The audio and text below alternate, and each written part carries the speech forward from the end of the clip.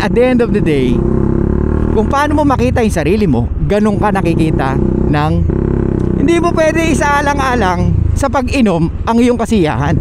Focus on how you see yourself. Don't focus on how people see you. Hey, what's up guys? It's your boy, Suplado Moto. Okay, for today's vlog, let's talk about yung nag-message sa atin. So, ang problema niya is nakakalbo na ako at the age of 24 years old. What? Sheesh! I know. It's not easy. Hindi madali na nakakalbo ka na at early age at na-experience mo yung ganun. Pero sabi ko sa kanya, Brad, nagtry ka naman ng mga ibang products para masolve mo yung problema mo. Sabi niya, yes, nagtatry na ako. So mag-message kami. Traffic yun, grabe. Anyway, let's go back. So, yun nga, nagtry na daw siya ng mga ibang products. So, hindi ko alam kung may improvement ma or what. Pero guys, ganito kasi, alam natin na doon tayo papunta habang tumatanda, di ba? May mga talaga masaswerte lang na until kahit na umabot ng 80, may buhok pa rin, di ba? Kasi pwedeng hereditary yan eh, di ba? Kung pamilya mo ganyan, you need to accept it na prone ka sa ganun. Kasi hindi pwede na, no, hindi, kailangan di ako maging ganun. Well, pwede, wala namang masama dun. Pero syempre, you need to do something. So sa'yo Brad, alam ko nagtry ka na ng mga iba't ibang products like sabi mo. Pero kung alam mo sa pamilya mo na ganyan kayo or hereditary yan, then you better accept it slowly. But wag kang tumigil na gumawa ng way para magkabuho ka uli. Ito yung sinabi ko sa kanya, the source of your problem is your hair loss. Tama? But it's not the hair loss. Gets? The problem is how you feel. Oh! So you need to override yung nararamdaman mo. So ano ibig sabihin doon? Same thing with happiness. Happiness is inside job. Sabi ko sa kanya, parang confidence yan. Confidence is inside. Happiness is inside job. Kahit na anong meron ka sa buhay mo, kung hindi mo na-appreciate yung meron ka at ang hinahanap mo is yung wala ka, you will never be happy. Gets? Same thing with the confidence. Alam ko ngayon mahirap tanggapin or i-accept na at the age of 24 nawawalan ka na ng buhok. Pero how about take this an opportunity for you to grow internally?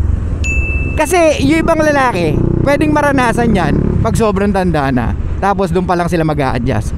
Ikaw 24 naka-adjust ka na. I'm not saying mag-ano ka na, tanggapin mo na ng ganyan.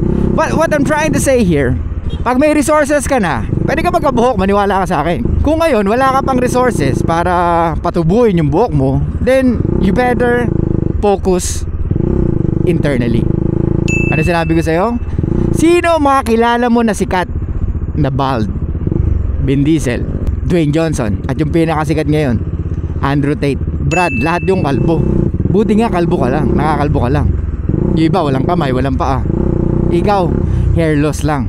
I'm not saying na I know, bro, wala ka sa kalagayan ko. I understand. What I'm trying to say here is, I'm not here to tap your head para okay lang yan bro, hindi ako ganun. Sinasabi ko sa iyo dito yung mga options na pwede mong gawin. Pero like I said, happiness and confidence are inside job. Ikaw lang ang makakapagpabago ng nararamdaman mo. Ulitin ko, the problem or the source of your problem is your hair. But that's not real the problem. The problem is how you feel on your hair. Kaya nga sabi ko sa'yo, isipin mo ang daming sikat na bald, ang daming sikat na kalbo. Do you think they care? I don't think so. Minsan nga yung pa rin talaga attractive sa babae. They are looking for bald guy. Meron pa siyang sinabi sa atin na minsan nade-depress na siya. It's very understandable bro. Pero yun nga, ulit-ulitin ko lang sa'yo, happiness, confidence are inside job. You need to help yourself. Ano yung sinabi ko sa'yo sa message? Focus on what you see on yourself. Don't focus how people see you. Ulitin ko, focus on how you see yourself. Don't focus on how people see you. Pero wag ka naman delusional, di ba? kumbaga realidad pa rin. There are things na we can change at the moment, especially kung wala tayong resources, 'di ba? Pero kung may resources ka, go bro, madali yung problema mo. Yun nga lang, medyo mahal. And eto, isa pang mapapayo ko sa'yo. Sabi ko sa'yo, diba, hindi naman ako expert sa mga hair loss na yan or sa mga hairstyle. Pero one thing is for sure na pwede mong magawa is magbasa ka. Magbasa ka ng mga about sa how to take care of your hair. Sobra, yun ang pinaka-importante. Kung paano mo nakikita yung sarili mo, hindi kung paano nakikita ng ibang tao yung sarili mo. Kasi at the end of the day, kung paano mo makita yung sarili mo, ganun ka nakikita ng ibang tao. Okay? So kung kalbo ka ngayon or nakakalbo ka na, putya, i-focus mo sa katawan mo. Gets mo? Kung di ka nag-gym, mag-gym ka na, Brad.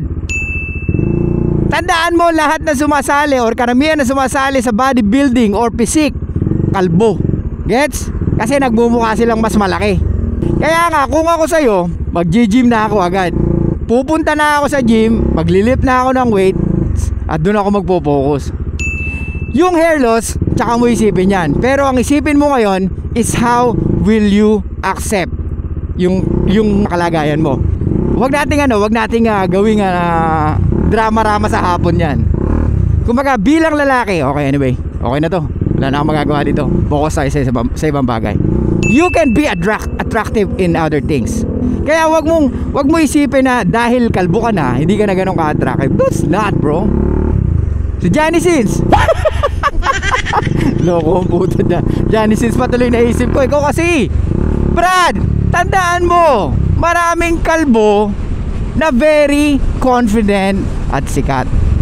I know, you're still young. Yun yung parang nakaka-bother sa'yo, di ba? Yun yung nababother kay putya, bata ako, Brad eh.